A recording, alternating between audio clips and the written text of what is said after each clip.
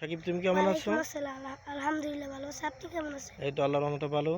তুমি এখন কোথায় পড়াশোনা করছো আর কোন শ্রেণীতে পড়াশোনা করো? আমি ষষ্ঠ শ্রেণীতে পড়ি। আমি চরাবাবিল এসসি উচ্চ বিদ্যালয়ে পড়ি। এই যে বাড়ি থেকে তুমি স্কুলে যাও, তোমার কি কষ্ট লাগে না? না, লাগে না। আর তুমি কি পড়াশোনাটাকে কি আনন্দ হিসেবে নাও, নাকি মানে তোমার মানে বোরিং হিসেবে নাও, খুব কষ্ট হয় এমন হিসেবে নাও? আনন্দ হিসেবে নিই। আর তুমি কি বিশ্বাস করো পড়াশোনা আনন্দ রাখলে পড়াশোনার ভিতরে পড়াশোনা বরকত হয়? হ্যাঁ, আর যদি মানে একঘেয়েমি আসে কখন, যখন মনে হয় যে এটা ভালো লাগে না, তারপরে জোর করে করতে হয়, ঠিক না? এখন এইটার জন্য কি করতে পারো? খেলাধুলা করতে হবে না? জি, খেলাধুলা করতে হবে, আর কি করতে হবে? নিয়মিত 5 ওয়াক্ত নামাজ পড়তে হবে কি না? জি, তারপরে কি করতে হবে? বাবা মার কথা শুনতে হবে কি না? জি, তারপরে আর কি করতে হবে বলো? পড়াশোনা নিয়মিত করতে হবে হ্যাঁ? একজন আদর্শ শিক্ষার্থীর বৈশিষ্ট্য কি হওয়া উচিত? কি পড়াশোনা ছাড়া নাকি পড়াশোনা সহ? পড়াশোনা সহ।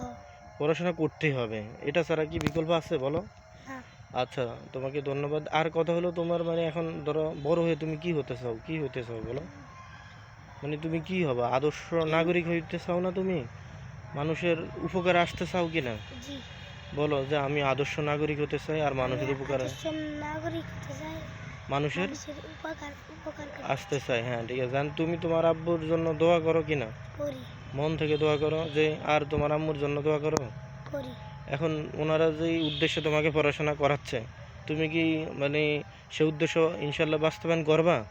জি, ইনশাল্লাহ। ওনাদের স্বপ্ন পূরণ করবা? ইনশাল্লাহ। এই কারণে মানে ধরো কোনো কিছুতে যদি তোমাকে হোঁচট দেয় বা ধরো খারাপ সঙ্গ, ওদের সাথে মিশে কি তোমার নিজের ক্ষতি করে ফেলবা?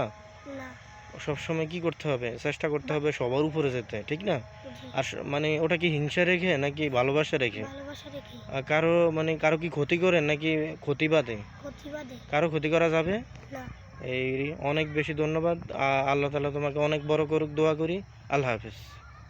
তুমি সালাম আসসালামু দাও। আলাইকুম।